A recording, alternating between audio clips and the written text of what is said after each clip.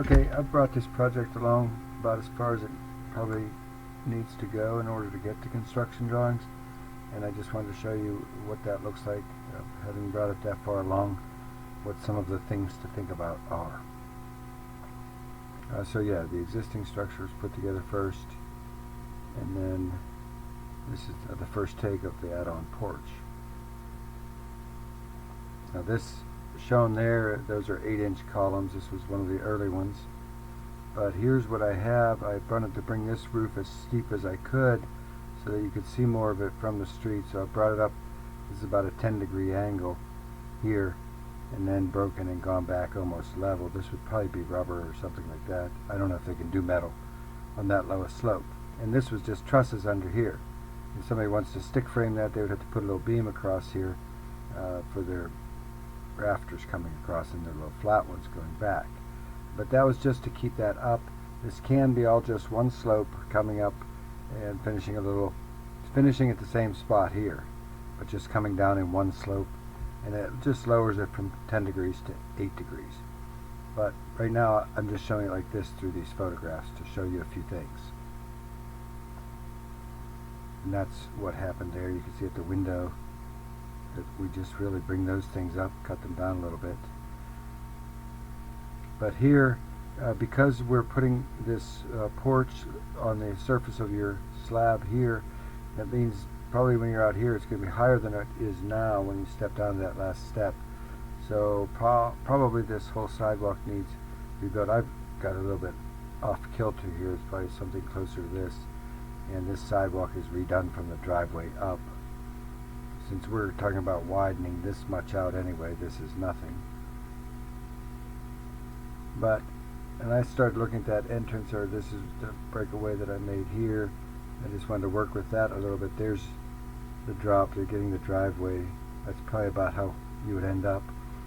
Your land falls off a little bit more up here, down here I mean, so you have to consider, this enclosure down here. I show a 1x10 fascia here in white or vinyl or something like this, and then this is just treated lumber, horizontal deck boards, but you might want something different, lattice work or anything like that.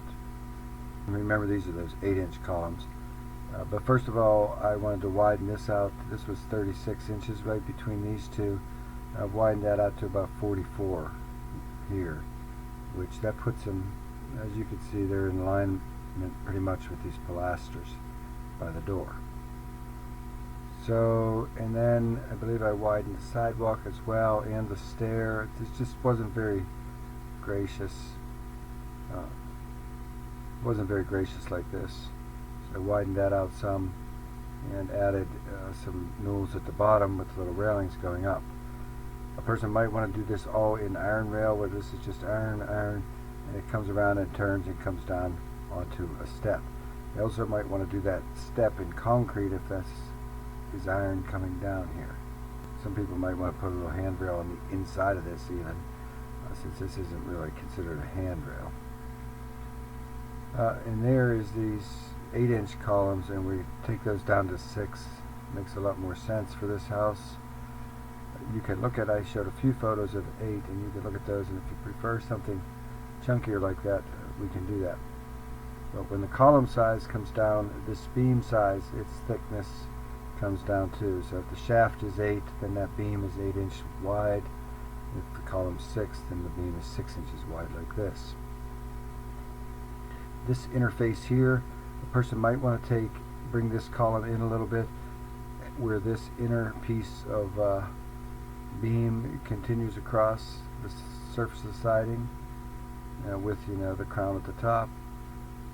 But if it stays something like this, maybe they take apart this fascia bit here and just run that corner board all the way up. But that's one of the things to consider when you're building. Inside, this is the porch looking inside, coming down to 6.5 inches. Once this is screwed to the top of that cement, come down 6.5 inches to the surface of the deck, and then it's about 8'4" to the ceiling, because I brought this beam, and these have to be 2x10s out front. I brought this beam so that the bottom of it was level with the bottom of these lintels, and that's why it wasn't level here. because the bottom of this fascia is a little bit lower than the bottom of those lintels. So if you want to bring it a little bit lower, you can, but you probably have to cut off. I just brought it down to the top of these existing keystones here. That's how that ceiling height was actually called out, to the top of those existing keystones. And this was showing this truss framing through here. And if you did that, if you still wanted that look where this was a little steeper, 10-12 or 10 degree pitch, you would have to put a little beam across here and then stick frame back, or it's trusses like that.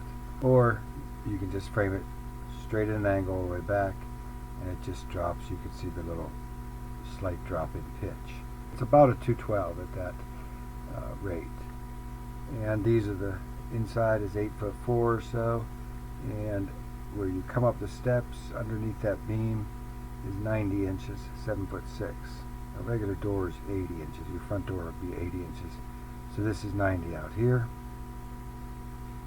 And this is kind of the overview. There was an issue of where to put the downspout, which we need at the front of this somewhere. And I considered it in here, but I thought that was a little cloggy, so I ended up just putting it on this end against the column, coming out around the decking and down to the drain tile. This is what the elevation then looks like from the south. I like the three columns shapes up really nice from the side. And then a couple finished photos here, and at the end of this there'll be a little rotation around the building as well. This is probably that's those 8-inch columns. This is the only finished photo I made of the 8-inch columns. So that's the 8 and that's the 6. I ran with 6 through the rest of this though.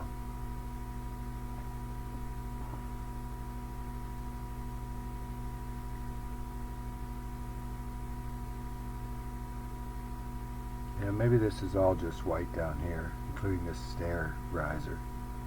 But those are some of the things that we can adjust these, but I could pretty much draw the construction drawings from here unless we're really off the mark. I know there was some talk about maybe making these in cedar. These columns can either be precast, like from Permacast or HB&G or Turncraft, where they're made of fiberglass, and you just build your whole structure and prop it up and then put those in according to the manufacturer. Or you can frame this up with 4x4s and connectors at your beam here, and then clad those 4x4s with whatever, maybe cedar or something like that you had talked about. If you want me to kind of show any of that sort of variation, I can do that. Just let me know. This beam's about 22. If you can get this in 22-foot members, if you can get two 22-foot 2x10s, that would be ideal with either framing situation. But particularly if we just use these Turncraft things, it'd be nice not to have any kind of splice in that main beam. Alright, and here's a quick little rotation at the ground level. Thanks very much, and let me know what needs changed.